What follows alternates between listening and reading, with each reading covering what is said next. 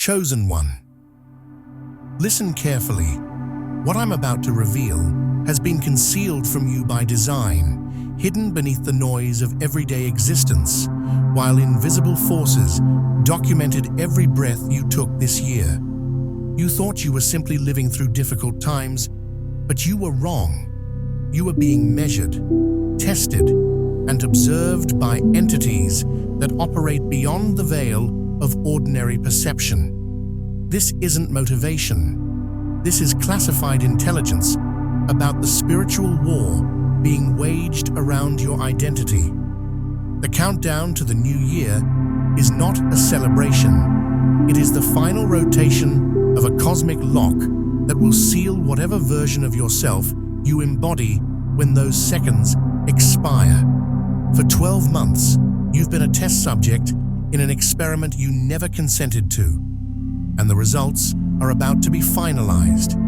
Your pain wasn't random. Your delays weren't accidents. Your isolation wasn't coincidence.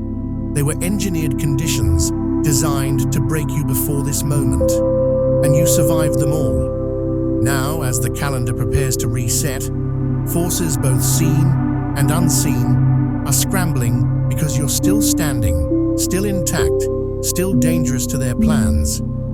The alignment is here, and after this, nothing shifts unless you choose it.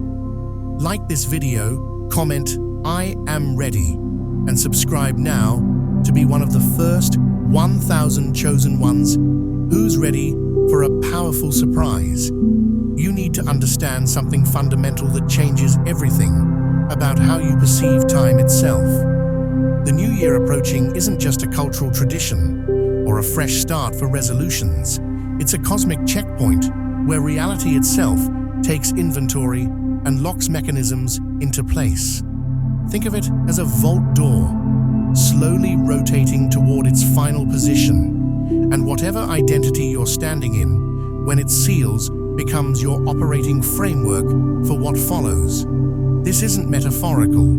This isn't symbolic poetry meant to inspire you. This is the actual architecture of how spiritual progression operates in the unseen realms that govern visible reality. For the past 12 months, you have been living inside what can only be described as a cosmic laboratory. Every single experience you endured was not random chaos or bad luck. It was a carefully designed stimulus presented to you to measure your responses. The humiliations you suffered when people you trusted turned their backs on you, recorded. The isolation that made you question whether you'd ever connect with another soul who understood you, documented. The sudden losses that arrived without warning and left you gasping for air, catalogued as data points. The delays that made you feel like you were running in place while everyone else sprinted past you, analyzed for patterns in your reaction threshold. There are forces monitoring your existence that most people cannot perceive because they operate on frequencies outside normal consciousness. These entities are not symbolic representations of your inner psychology. They are actual intelligence operations, tracking how you respond when stripped of comfort, safety, validation, and certainty. They engineered specific scenarios throughout your year designed to locate your breaking point, the exact moment when you would compromise your integrity, betray your values, or surrender the essence of who you truly are. They watched to see if you would corrupt yourself when pushed to desperation. They waited for you to make decisions out of fear that would alter your trajectory permanently. They anticipated your collapse, and here's what terrifies them now. You didn't break, not in the way they predicted, not in the way their models forecasted. You bent, yes. You cracked, absolutely. There were nights you didn't think you'd survive until morning, moments where your spirit felt so fractured you couldn't recognize yourself in the mirror. But you didn't shatter. You didn't betray the core of who you are, even when betraying yourself would have brought immediate relief.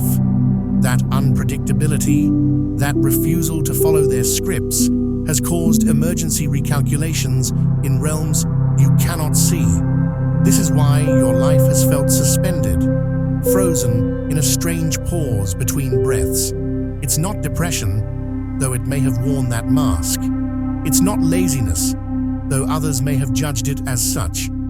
Your existence has been held in deliberate suspension because the world, both visible and invisible, has been waiting to see what you would become under pressure before allowing movement forward. They needed to know whether you were worthy of what comes next, whether you could be trusted with the power and responsibility that your role demands, whether you would hold your position when everything around you suggested surrender. The test is ending. The observation period is concluding. When that clock strikes midnight and the new year arrives, the system stops testing and begins enforcing. What does enforcement mean? It means your identity crystallizes. The person you proved yourself to be, through your choices, your endurance, your private moments when no one was watching, that version solidifies into form. The roles you've been unconsciously auditioning for throughout this year become official assignments. The options that seemed limitless begin to narrow into specific pathways, and those who failed their tests will find doors closing that they assumed would always remain open. This is not punishment. This is not reward. This is simply the mechanism of spiritual law executing its function. The universe cannot operate on chaos and infinite possibility forever. At certain checkpoints, it must consolidate, organize, and lock structures into place so the next phase can begin. You are approaching one of those checkpoints now, and the magnitude of what's about to shift is why everything this year felt so impossibly heavy. You weren't just living your life, you were fighting for the right to determine what that life would become. The hidden surveillance of your pain threshold. Let me be absolutely clear about something that will change how you view everything you experience this year. You are not simply having a difficult year. You are not just unlucky.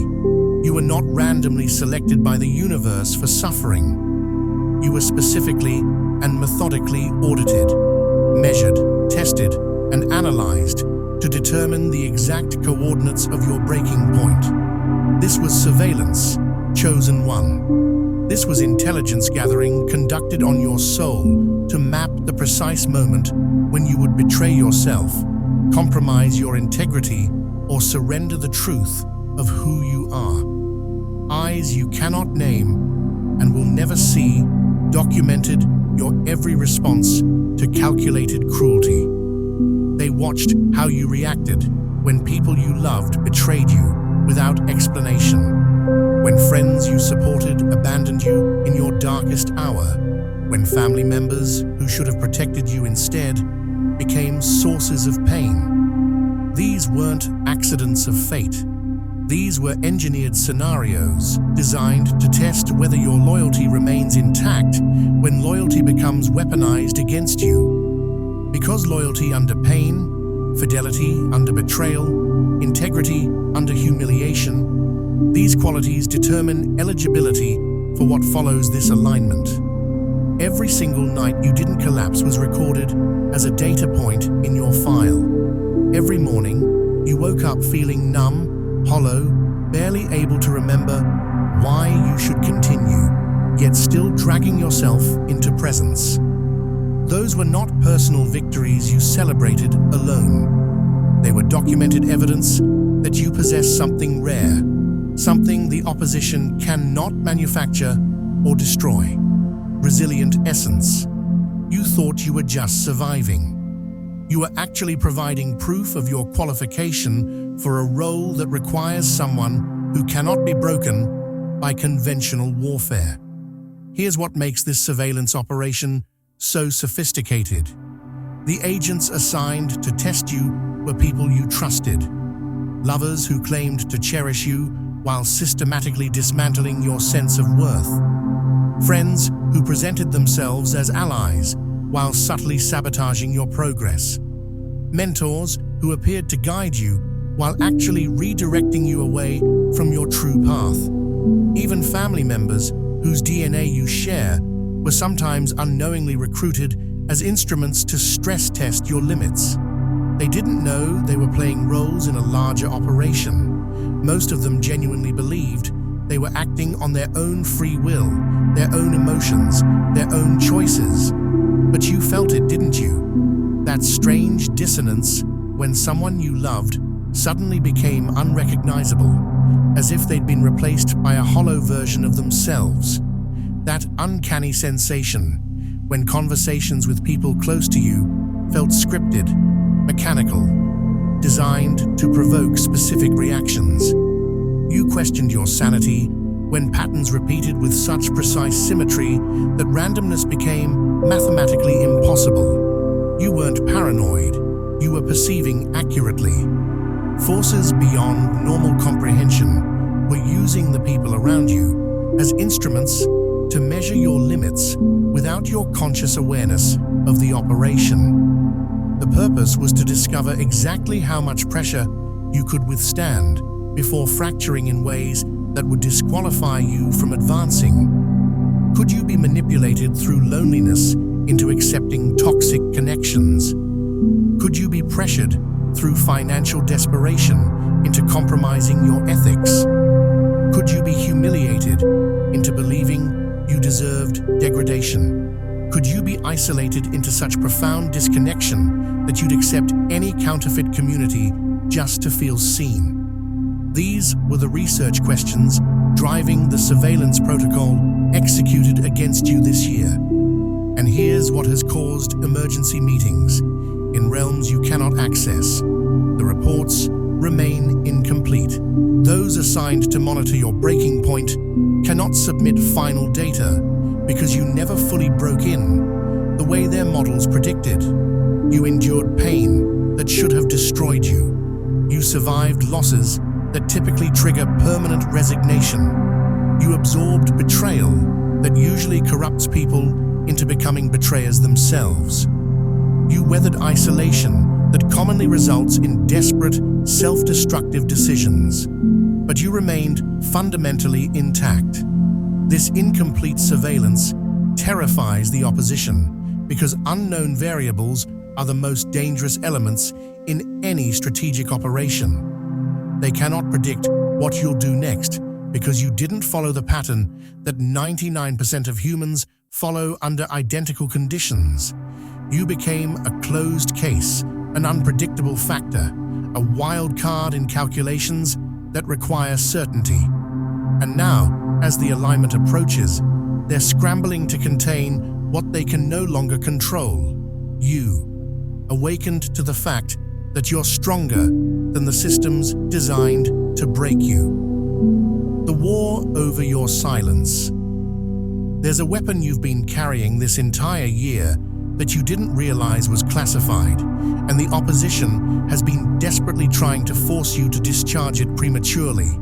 That weapon is your silence. Not the silence of suppression or cowardice, but the silence of strategic restraint.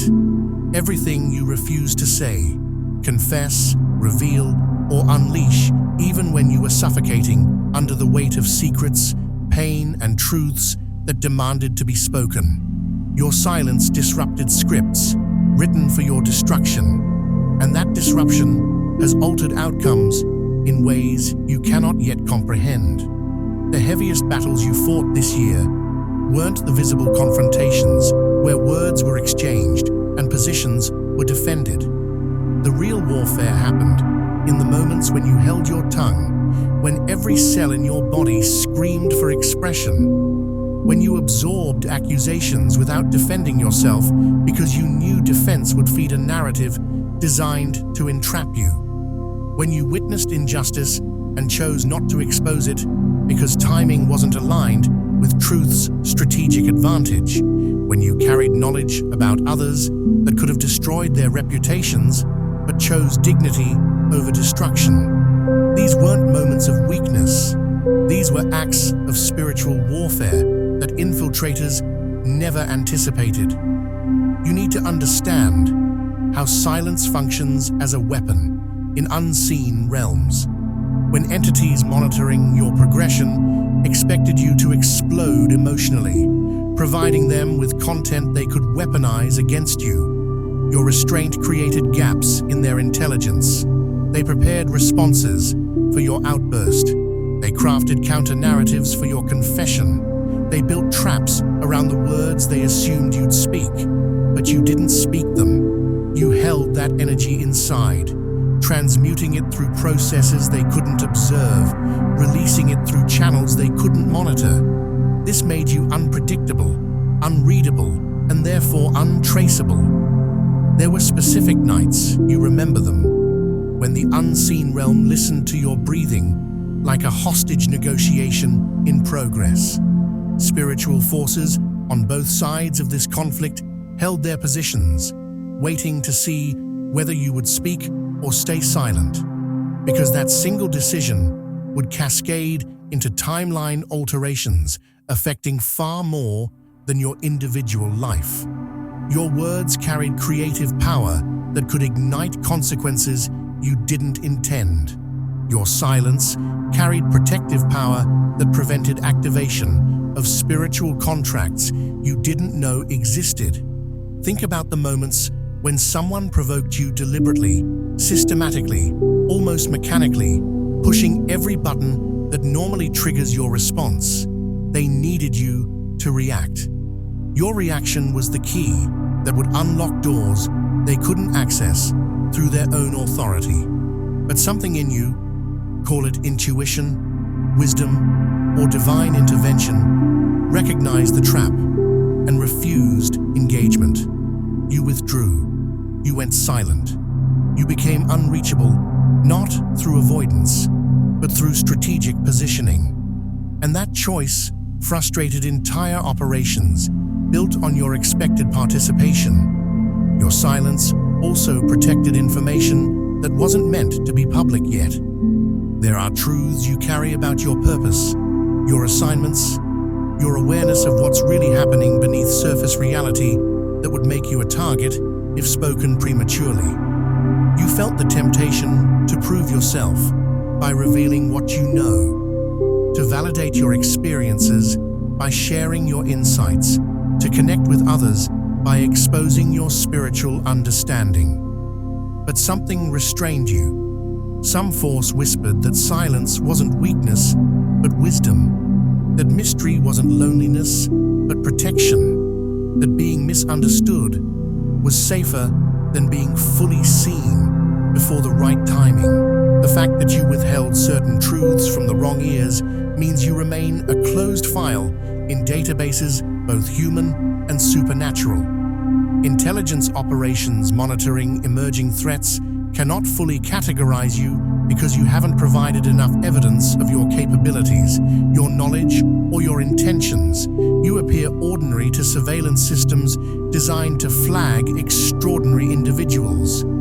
You blend into normalcy while carrying extraordinary purpose. This camouflage wasn't accidental.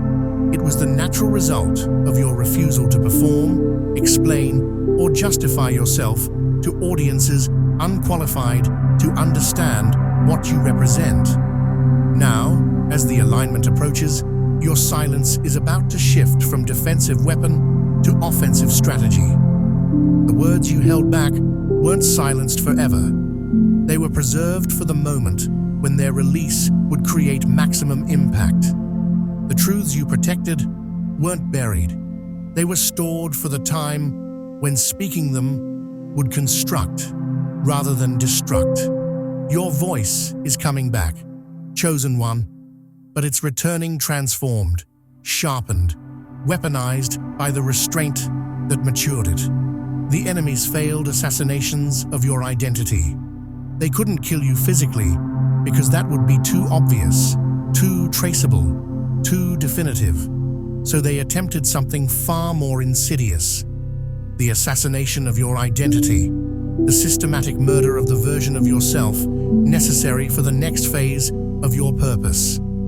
This was psychological warfare, spiritual terrorism designed to make you believe you were ordinary when you are anything but, designed to convince you that your struggles meant failure when they actually meant qualification, designed to erase the memory of who you truly are so completely that you'd never suspect your own magnitude. Names were spoken against you in rooms you'll never enter. Conversations happened about you in circles you'll never penetrate. Your reputation was quietly sabotaged by people who smiled to your face while dismantling your credibility behind closed doors. This wasn't paranoia. This was coordinated opposition, working to detach you from support systems, resources, and connections before you could fully activate. They needed you isolated because isolated individuals are easier to convince that their perception of reality is distorted. They needed you doubted because doubted individuals stop trusting their own guidance. They needed you erased because your presence, once fully manifested, would disrupt structures that benefit from your absence. The attack on your identity took many forms. They tried to humiliate you publicly so you'd internalize shame as your defining characteristic. They engineered situations where your gifts went unrecognized so you'd question whether you possessed any value to offer.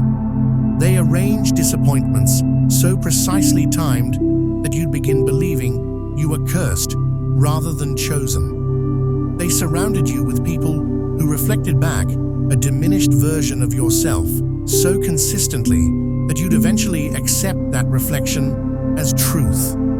This was identity assassination conducted with such sophistication that you'd never suspect it was orchestrated. Here's the part that should make you angry. They tried to make your life look ordinary on purpose. They worked overtime to convince you that you were just another person struggling through existence, facing the same random challenges everyone faces, experiencing the same bad luck that statistics would predict. They needed you to believe in the ordinariness of your suffering, because if you ever suspected the magnitude of what hunts you, if you ever recognized the scale of opposition assigned to your neutralization, you'd realize something that would make you unstoppable. You only attract this level of interference when you threaten something massive. Key opportunities vanished right before success, with such suspicious consistency that randomness became mathematically impossible. Job offers that seemed guaranteed suddenly evaporated for unclear reasons. Relationships that felt destined mysteriously imploded at crucial thresholds. Projects you invested everything into collapsed at the moment of breakthrough. Financial resources dried up whenever momentum built toward independence. These weren't failures caused by your inadequacy. These were terminations ordered because you were never meant to be shaped by those particular stages. They were decoys, distractions designed to consume your energy on paths that would lead away from your actual assignment.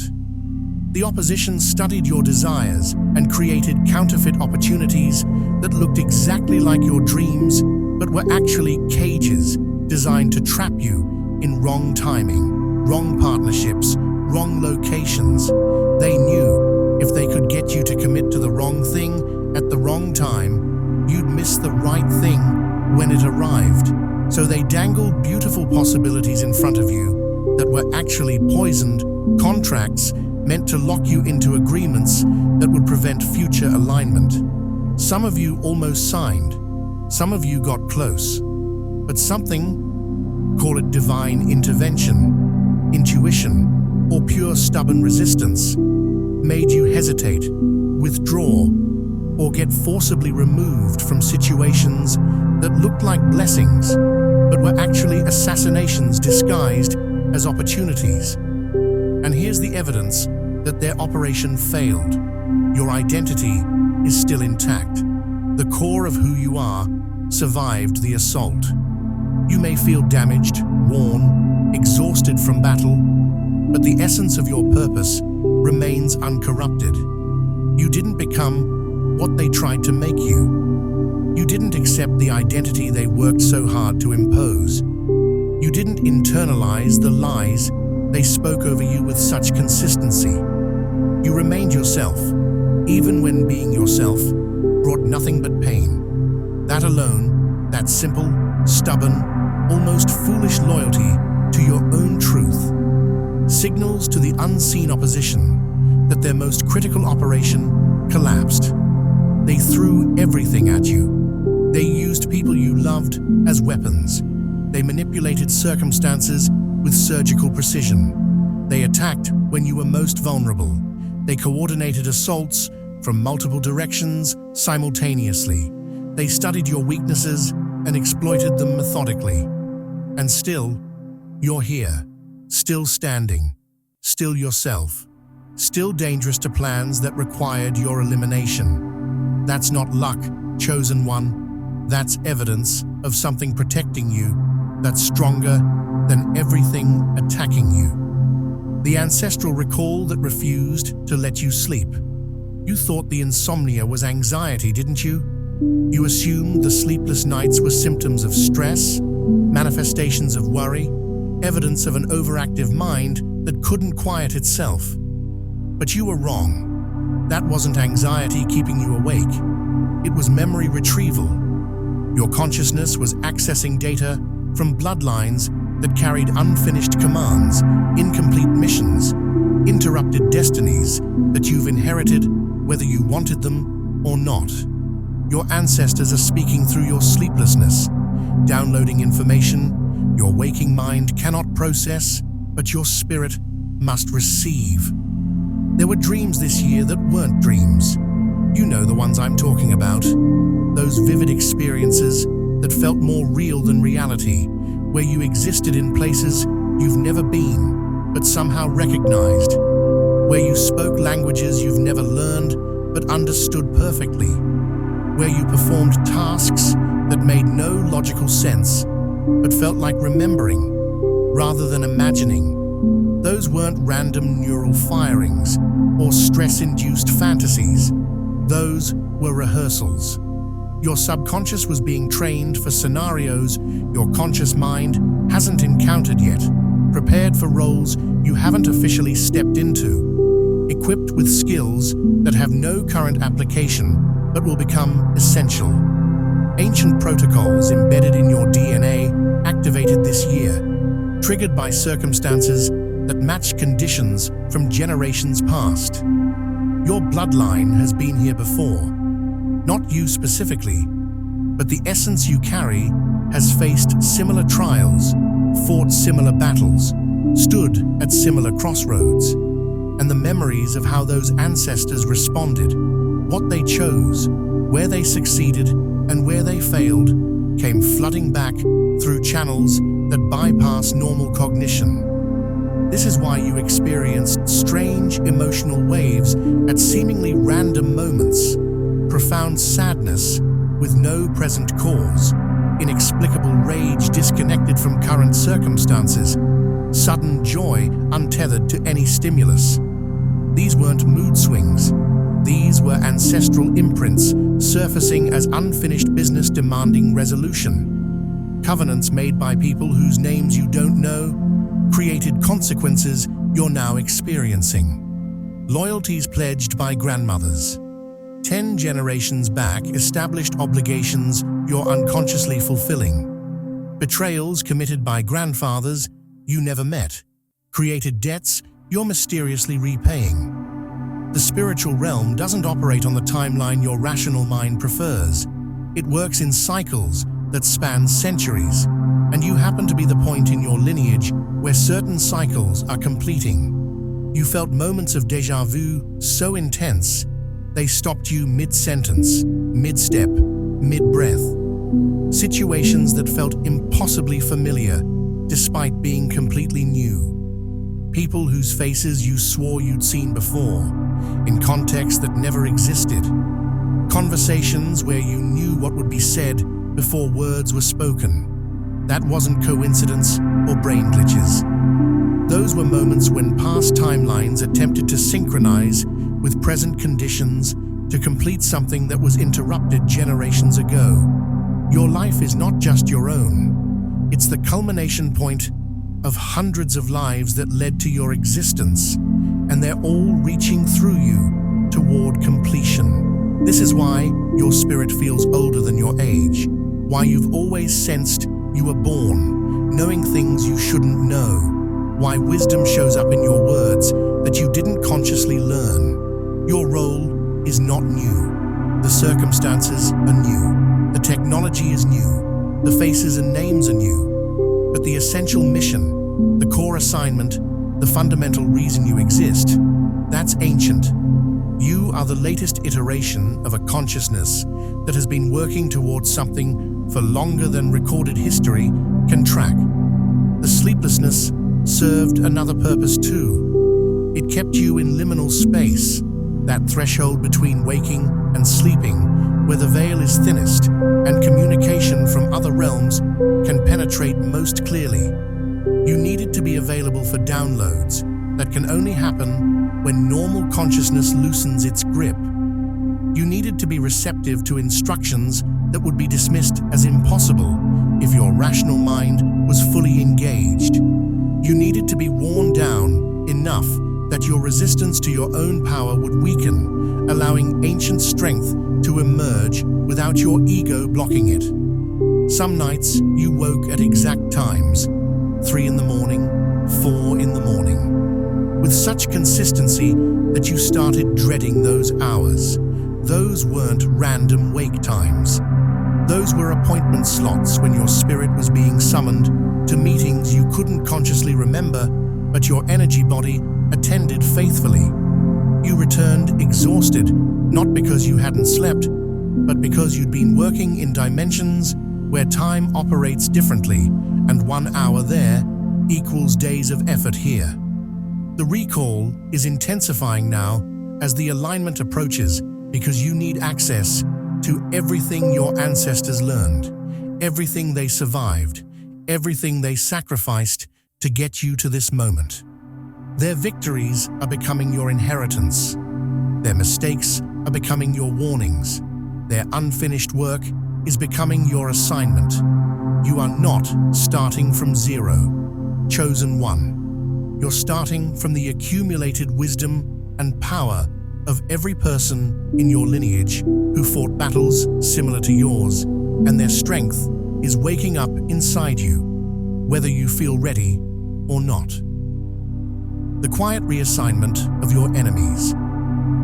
Pay attention to what's been happening in your social landscape, because the shifts aren't random. They're tactical repositioning by forces who've been monitoring this spiritual war around you. Some people disappeared from your life abruptly, without explanation, without the gradual drift that characterizes normal relationship endings. One day they were present, the next they were gone, as if they'd never existed. You thought it was personal rejection, or your fault somehow. It wasn't. They were removed from your path because their mission concerning you ended unsuccessfully, and failed operatives don't get to stay positioned near their targets. These weren't just friendships fading or relationships running their course. These were extractions, people who were assigned, whether they knew it consciously or not, to influence your decisions, drain your energy, redirect your focus, or destabilize your progress, were pulled back when it became clear they couldn't accomplish their objectives. You survived their interference intact, which meant their continued presence would only expose the operation. So they were reassigned to other targets, other missions, other people they might have better success manipulating. Then there are the ones who didn't disappear, but transformed in ways that felt almost supernatural. People who used to be warm suddenly became cold, hostile, strangely distant, without any identifiable incident causing the shift. You replayed conversations trying to figure out what you did wrong. You examined your behavior, searching for the offense that triggered their withdrawal.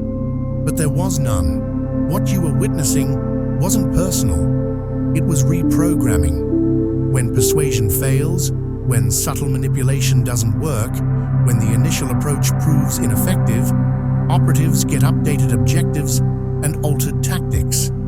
Someone you trusted might have started asking different questions, pushing different agendas, introducing ideas that felt slightly off from who they used to be. That's because they received new instructions after their first strategy collapsed. They were told to try different angles of approach, different pressure points, different methods of influence. Some of them don't even realize they're being used this way. They genuinely believe these new perspectives are their own organic thoughts. But you felt the shift because your discernment has been sharpened through all the testing you endured this year. Here's what should concern the opposition. Certain adversaries who are confident in their ability to break you now carry consequences for their interference. There are spiritual laws governing how entities can engage with chosen ones, and when those laws are violated, when boundaries are crossed, when excessive force is used, when unauthorized methods are employed, the violators face repercussions. Some of your enemies are dealing with collapsed plans in their own lives now, facing obstacles that mirror the ones they tried to place in yours, experiencing isolation that reflects what they tried to inflict on you. This isn't your revenge. This is cosmic balance executing itself. While familiar faces were being removed or reprogrammed, unexpected new observers appeared in your life. Strange synchronicities brought people into your orbit who seem genuinely curious about you without agenda, who offer support without strings attached, who see you clearly without projection. You might have dismissed these arrivals as random, but they're not. These are scouts, watchers, allies positioned by forces supporting your mission to assess your stability after everything you survived. They're not here to test you like the others were. They're here to witness what you've become and report back to realms that are deciding what resources you're ready to handle. This is how tier changes work in the spiritual hierarchy. You don't just graduate automatically. You're observed for stability after surviving trials that should have destroyed you. Can you be trusted with more power? Can you handle greater visibility? Can you carry increased responsibility without corrupting? Will success make you arrogant, or will you remain grounded? Will you use your gifts to serve or to dominate? These new arrivals are gathering data, but unlike your enemies, they're looking for proof of your readiness, not your weakness. You're currently in a transition period where the old guard is being cleared out and the new guard is being positioned. This creates a strange emptiness, a social vacuum that might feel like loneliness, but is actually preparation. You needed this space. You needed distance from people who were draining you, confusing you, pulling you off course, even while claiming to support you. And you need observation from those who can accurately assess what you're capable of, so the right doors open at the right time. The reassignment of your enemies and the positioning of new observers both signal the same thing. You've moved tiers. You're no longer operating at the level where you started this year. The battles you fought, the tests you passed, the identity you protected despite relentless assault, all of that qualified you for elevation. And elevation requires different people around you, different energy in your circle, different relationships serving different purposes. What's leaving wasn't meant to go where you're going. What's arriving is part of where you're headed. The battlefield of delay time became a weapon aimed directly at your sanity this year. And you need to understand that this wasn't accidental. It was strategic warfare designed to corrupt you through desperation. Every breakthrough that almost happened but didn't. Every plan that should have worked but stalled. Every dream that felt so close you could taste it before it evaporated. Every opportunity that dangled in front of you just long enough to build hope before vanishing. This wasn't bad luck. This wasn't poor timing. This was psychological warfare, executed through the deliberate manipulation of delay. You weren't simply waiting on life to get better. You were being held in suspended animation, while forces both visible and invisible observed how you'd respond to prolonged frustration. Would you compromise your ethics out of desperation for progress? Would you accept counterfeit opportunities because you couldn't stand the emptiness anymore? Would you make fear-based decisions just to feel like you were moving forward even if the direction was wrong? Would you betray your values to escape the suffocating pressure of standing still while everyone else seemed to sprint past you? These were the real questions being tested through delay. Anyone can maintain integrity when things are flowing smoothly. Anyone can make wise choices when resources are abundant. Anyone can stay aligned when momentum carries them forward effortlessly. But can you remain uncorrupted when every door slams shut? Can you hold your standards when lowering them would bring immediate relief? Can you stay faithful to your vision when delay makes it look delusional? That's what they needed to know, and that's why time itself was weaponized against you. Your stillness enraged systems built on impatience, designed to exploit human desperation, programmed to capitalize on people's inability to tolerate not knowing when their breakthrough will come. The entire structure of opposition depends on chosen ones making panic-driven decisions during delay. They profit from your compromise. They benefit from your surrender. They feed on your willingness to accept less than what you're worth, because waiting became unbearable, and you didn't give them what they needed. You stayed still, even when stillness felt like death. Every day you didn't act out of desperation was a day the opposition lost ground in their operation against you. Every week you didn't compromise was a week their strategies failed. Every month you maintained your position was a month their predictions about your breaking point proved inaccurate. They expected the delay to drive you into decisions that would disqualify you from what's coming. They anticipated you'd grab whatever was available just to escape the torment of waiting. They calculated that prolonged delay would erode your discernment, wear down your resistance, and eventually force you into accepting circumstances that would trap you permanently. But something in you, call it stubbornness, wisdom, or divine restraint, refused to move out of season. You felt the pressure. You experienced the frustration. You wrestled with doubt about whether anything would ever shift. But you didn't corrupt yourself through desperate action. You didn't lower your standards just to feel movement. You didn't accept counterfeits just to escape delay. And that restraint, that seemingly passive choice to remain still when everything in you screamed for action, was actually the most aggressive act of warfare you could have committed. Here's what delay accomplished that acceleration never could. It forced you to grow in ways you would have avoided if things came easily. When doors open quickly, you walk through them carrying all your unhealed wounds, all your unresolved patterns, all your undeveloped character.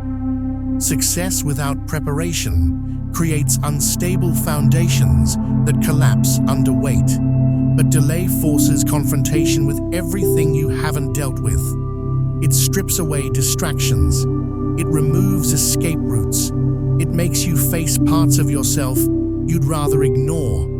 And through that forced confrontation, you develop internal structure capable of carrying what's coming without breaking. The delay also separated you from people who couldn't handle the weight.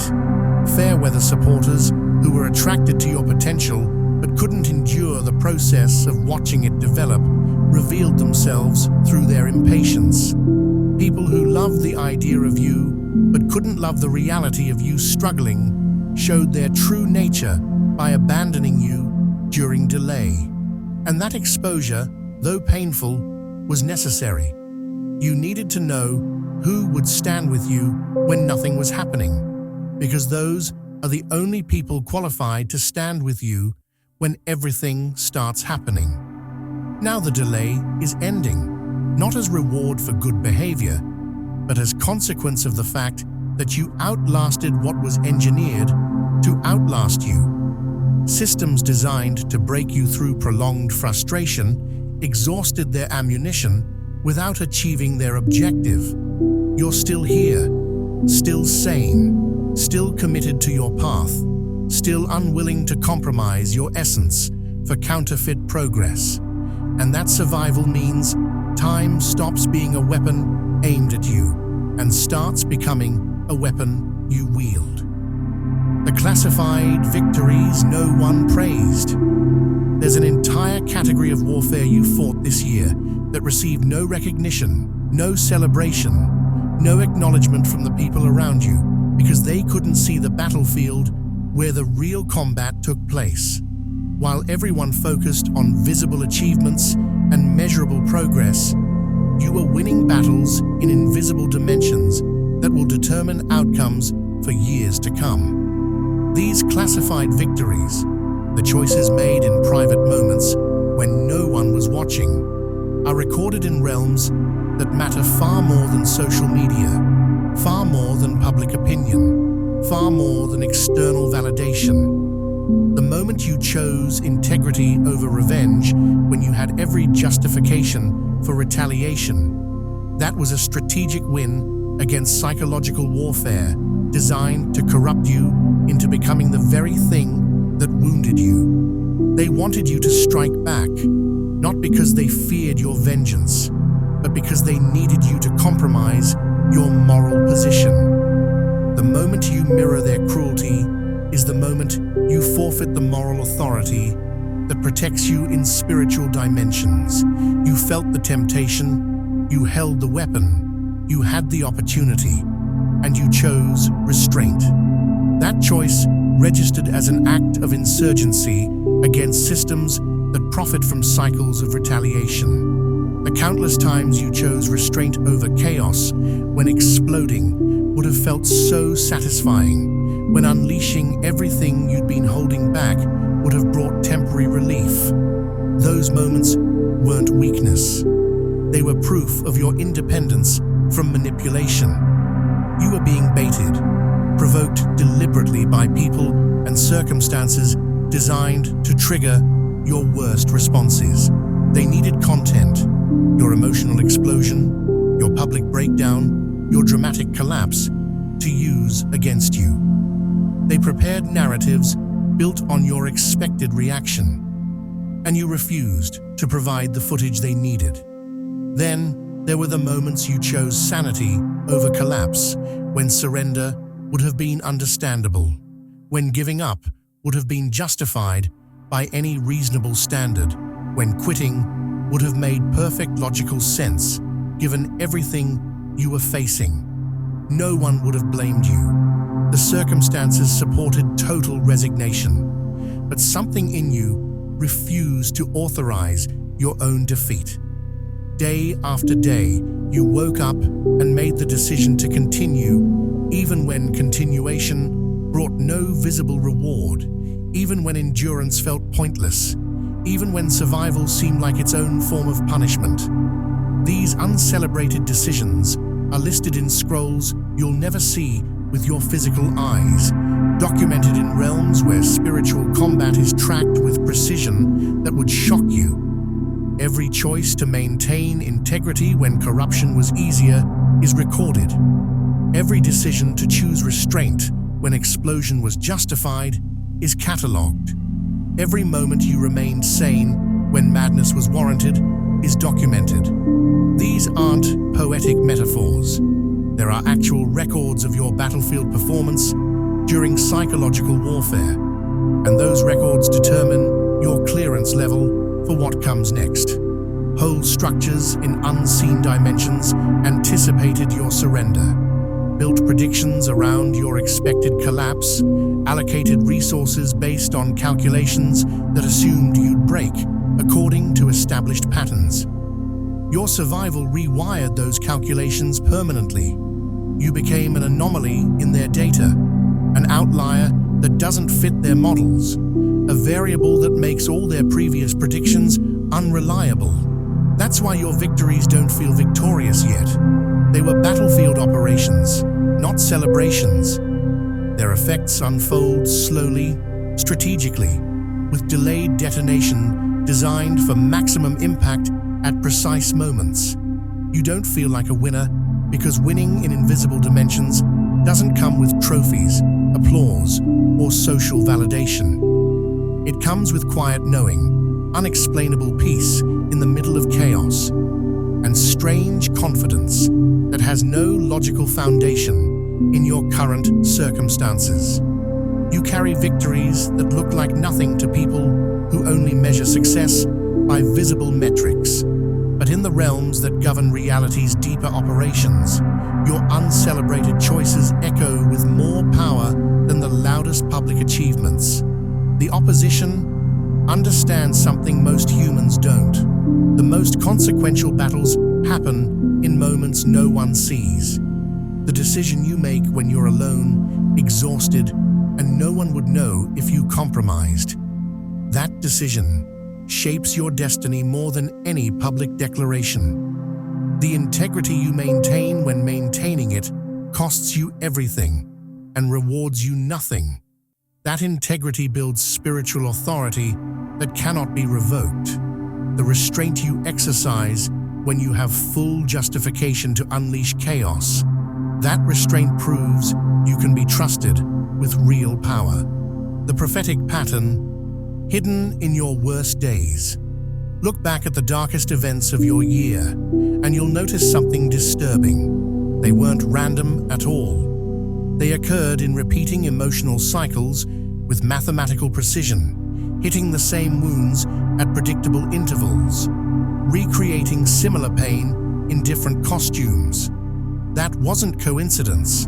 That was a pattern deliberately mapped by unseen analysts who wanted to know whether you'd repeat inherited mistakes or finally interrupt the cycle. Your worst days were actually diagnostic tests designed to expose the algorithms directing your life without your consent. Every recurring heartbreak that felt uniquely devastating but somehow familiar.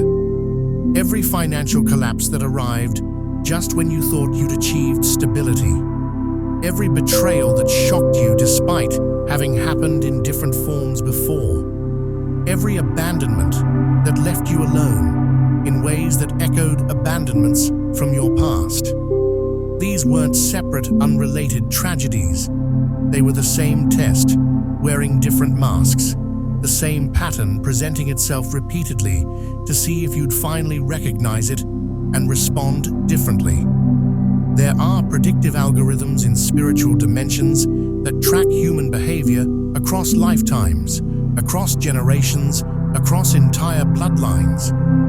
These algorithms identify patterns, how people respond to specific triggers, what choices they make under particular pressures, where they consistently break or betray themselves. And once these patterns are mapped, they become templates that replay automatically unless someone in the lineage interrupts them. You were that someone this year, whether you realized it or not.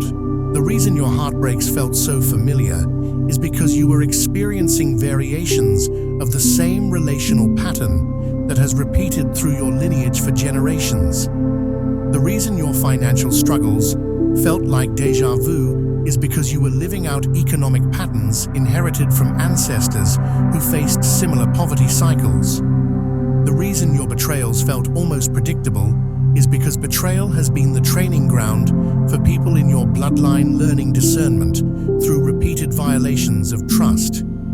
You weren't just living your life, you were living out inherited scripts. But something shifted this year. In key moments, you reacted differently. subtle shifts that might seem insignificant to outside observers, but registered as massive disruptions in the pattern tracking systems monitoring your lineage. Maybe you chose to walk away from a toxic relationship instead of trying to fix it like you always had before.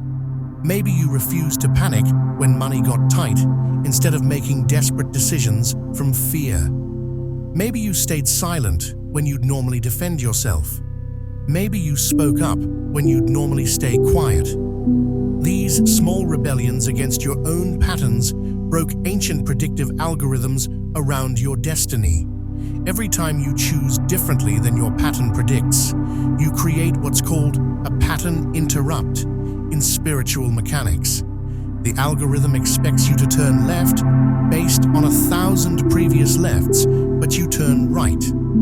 The system anticipates your collapse based on historical data showing collapse at this pressure level, but you stay standing.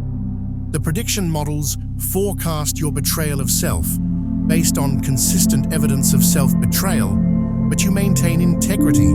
Each interrupt sends shockwaves through the mechanisms trying to keep you in predictable cycles. And here's what makes this year different from all previous years. You finally interrupted enough patterns in enough areas that the overall script can no longer recycle you. You broke free from repetition in your relationships, your finances, your emotional responses, your decision-making under pressure. The cumulative effect of these breaks means the old programming lost its hold. The patterns that governed your family for generations cannot govern you anymore because you proved through your choices that you're no longer subject to their automatic execution. This is why your worst days were actually your most important days. They were the moments when the pattern presented itself with maximum pressure, demanding that you respond according to historical precedent. And when you responded differently, even slightly differently, you rewrote code that had been running unchanged for decades or centuries. You became the pattern breaker in your lineage, the one who interrupts what everyone before you simply endured and repeated. The system can no longer predict you with accuracy. The algorithms tracking your lineage have to be rebuilt from scratch because the old models don't work anymore. You're no longer a known variable. You're an unknown factor that requires new analysis, new tracking, new assessment. And that uncertainty is your greatest advantage entering this alignment. The unseen courtroom. While you were living your life, fighting your battles, enduring your trials, something else was happening in dimensions you couldn't perceive.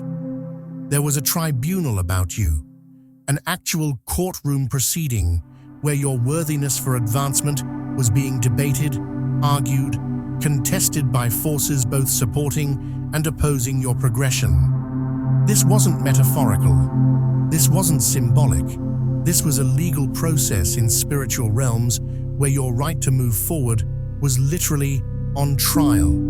Accusations were built from your past with surgical precision. Every mistake you made, every time you failed, every moment of weakness, every compromise of integrity, every selfish decision, every hurt you caused, all of it was compiled as evidence against you. Prosecutors in this unseen court presented your worst moments as proof that you were unworthy, unprepared, unqualified for what you were seeking to become. They replayed footage of your failures like a highlight reel designed to demonstrate your inadequacy. Arguments were constructed around your weaknesses with devastating accuracy. They knew where you were most vulnerable because they'd been studying you for years. They knew what you struggled with because they'd been documenting every struggle. They knew your patterns because they'd been mapping your predictability. And they used all of that intelligence to build a case claiming you should be denied advancement, blocked from your next level, prevented from accessing the power and position your purpose requires. Petitions were filed claiming you unworthy based on legitimate evidence of your human limitations. You're imperfect. That's not debatable. You've made mistakes. That's documented. You've failed tests before. That's recorded. You've compromised yourself in moments of weakness. That's on your record. The opposition used every piece of valid evidence they could find to argue that giving you more power, more visibility, more responsibility would be dangerous because you've proven you can't handle what you already have. But here's what you didn't see, because it happened beyond your awareness. Counter-witnesses testified on your behalf. Moments of compassion you'd forgotten about were presented as evidence of your character. Acts of loyalty, when loyalty cost you everything, were submitted as proof of your integrity. Times you endured when endurance seemed pointless were documented as demonstrations of your resilience. Private moments of integrity, when no one was watching, were brought forward as validation of your authenticity. The defense wasn't built on claims that you're perfect. It was built on evidence that you're faithful, not flawless, but committed, not sinless, but sincere, not without weakness, but unwilling to let weakness define you. Every time you chose right when choosing wrong would have been easier. That choice was recorded as counter-evidence against the accusations. Every time you maintained integrity under pressure, that moment became testimony in your favor. And here's what tipped the scales. The weight of your private integrity proved heavier than the sum of your public failures. The moments no one saw, the choices no one praised, the battles no one knew you fought. Those carried more weight in the proceedings than the mistakes everyone could see. Because anyone can perform righteousness when they're being watched, but only authentic character shows up in moments of complete privacy. Judgments have been issued. Verdicts have been finalized. This is why strange peace visits you despite ongoing chaos in your external circumstances. Something shifted in your spirit that doesn't match what's happening in your environment. You feel calm when you should feel anxious.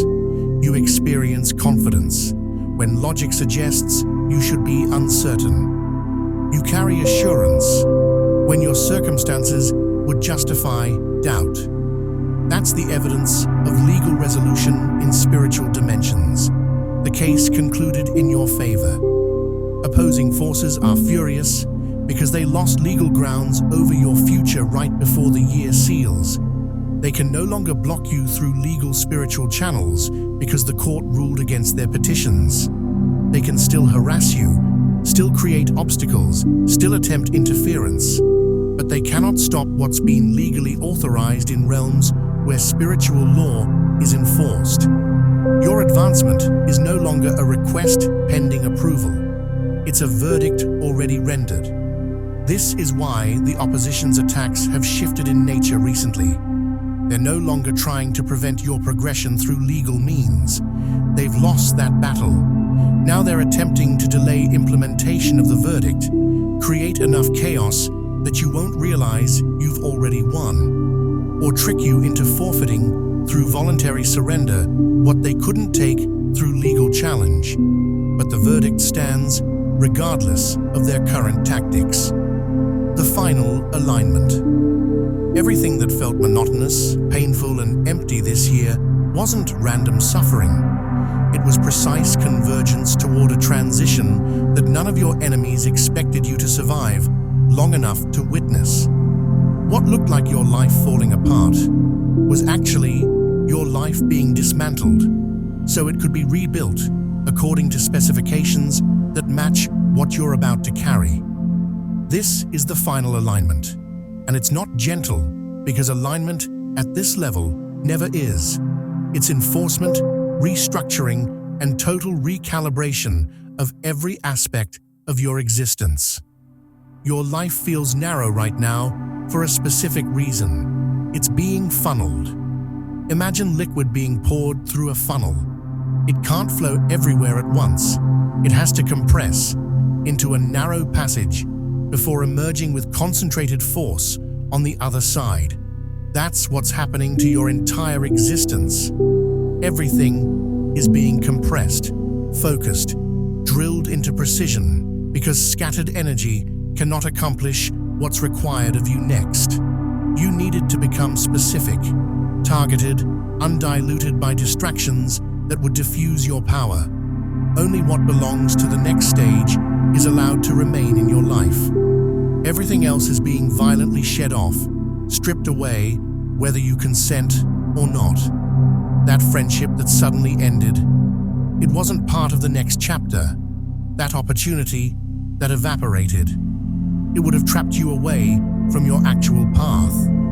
That relationship that imploded, it was blocking space needed for what's coming. This isn't punishment, this is precision. The universe is removing everything that doesn't fit the specification of who you're about to become. Internal contradictions are being extracted like shrapnel from a wound. You can't carry fragmentation into the role that's coming. There can be no fractures in the foundation of what you're about to build. Places where you believed one thing but lived another, being resolved. Areas where you wanted one thing but chose another, being aligned. Patterns where you knew better but did worse, being corrected. This internal surgery happens without anesthesia because you need to be conscious for the extraction, aware of what's being removed so you never let it return. The parts of you that contradict each other are being forced into conversation, confrontation, and ultimately reconciliation or elimination. Your shadow self that you've been avoiding, it's being brought into the light. Your hidden agendas that you've been denying, they're being exposed. Your unconscious patterns that you've been ignoring, they're being dragged into awareness. You can't enter the next phase carrying unresolved internal warfare. Everything must be integrated or eliminated before the alignment seals. This is why everything feels intense, why your emotions seem heightened, why your awareness of your own dysfunction is so painfully sharp. You're being forced to look at what you've been avoiding because what you refuse to heal will sabotage what you're about to receive. The alignment is stripping away your ability to hide from yourself, removing the comfortable delusions you've maintained about who you are, demolishing the false narratives you've told yourself to avoid difficult truths. Your path is being welded shut toward a singular direction. The options that used to exist are disappearing not because you're losing possibility, but because you're gaining specificity. Vague potential is being converted into concrete assignment. Multiple possible futures are collapsing into one probable destiny. The version of your life where you could have gone any direction is ending, replaced by a version where one direction becomes inevitable because every other path has been systematically closed. This feels claustrophobic if you're resisting it. It feels like freedom if you're surrendering to it. The alignment doesn't care which way you experience it. The process continues regardless. You can fight against the compression and make it agonizing, or you can cooperate with the funneling and allow it to concentrate your power. Either way, you're being prepared for deployment into a role that requires everything you've developed through this year of trials. The final alignment is happening in your circumstances, your relationships, your opportunities, your resources, your internal landscape, your spiritual awareness, simultaneously across every dimension of your existence. Nothing is exempt. Nothing is spared. Nothing remains that doesn't serve the next level. And when the alignment completes at the year's end, you won't recognize your own life because it will finally match what you've always sensed you were meant for. The declaration. After this, nothing shifts unchosen. When the new year seals and the cosmic vault clicks into its final lock position, everything changes. Not gradually, not eventually, immediately.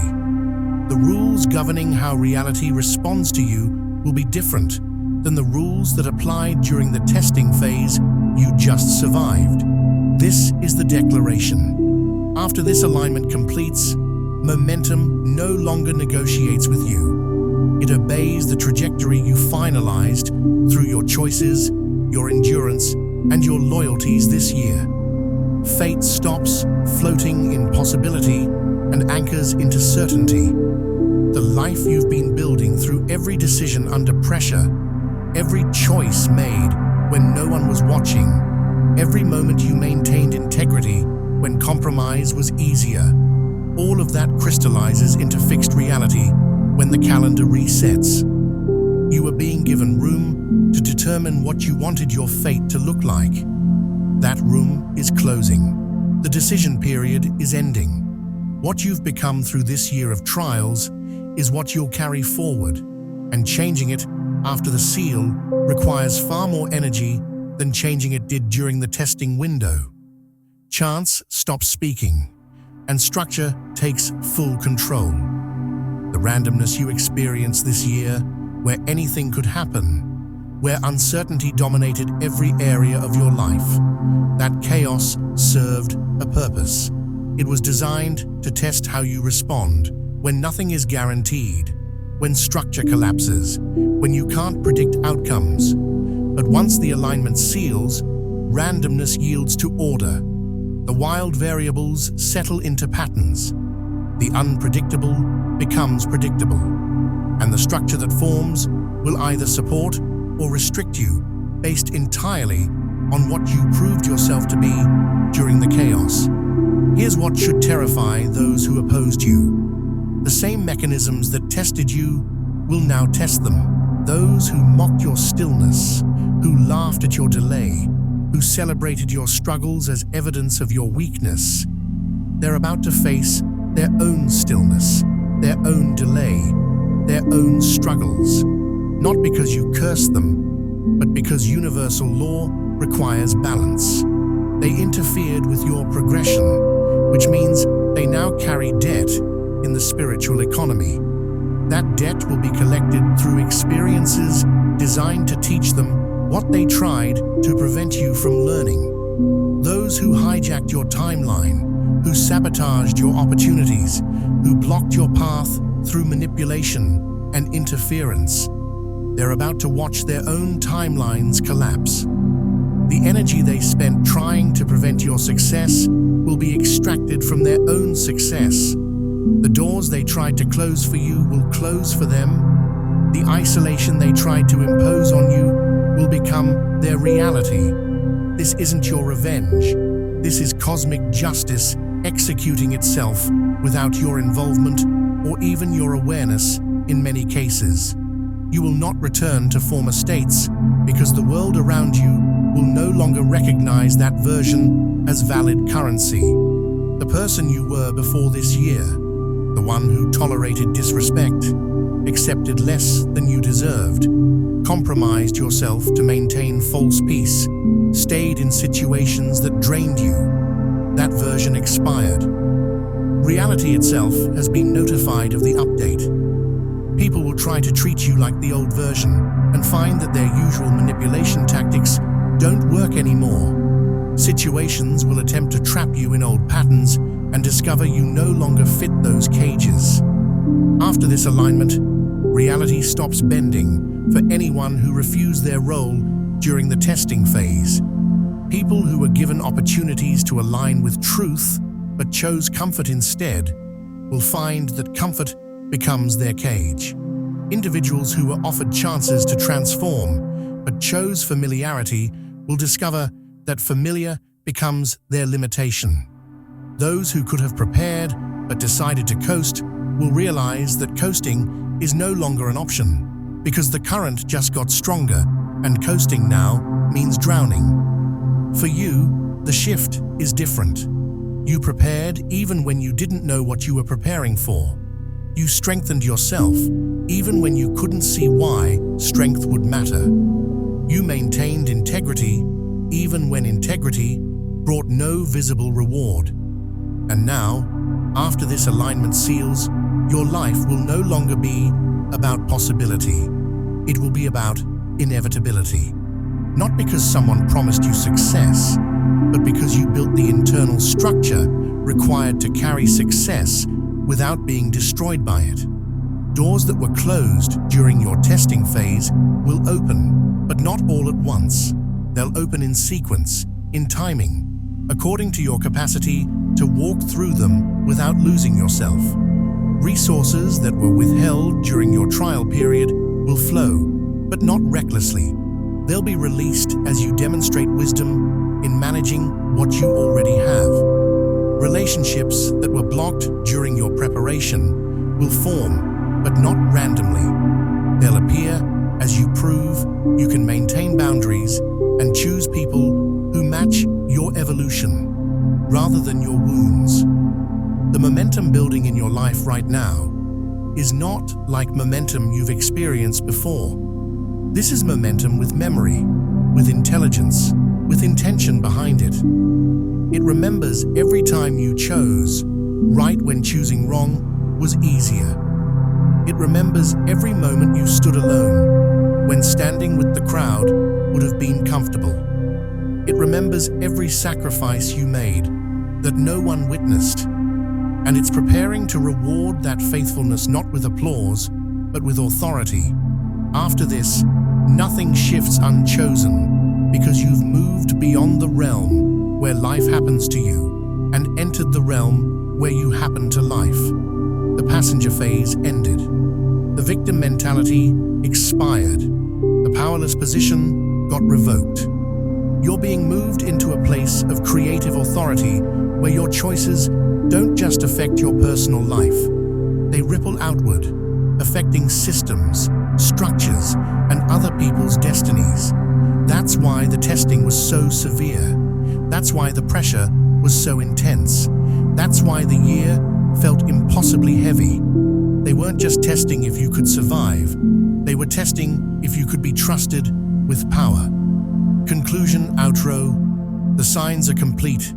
Chosen one. But the revelation is just beginning. You've been walking through territory most people never recognize, surviving warfare most consciousness cannot perceive, carrying weight that would crush ordinary existence. And now you stand at the threshold of an alignment so precise, so absolute, so irreversible that everything after this moment will operate under different laws than everything before it.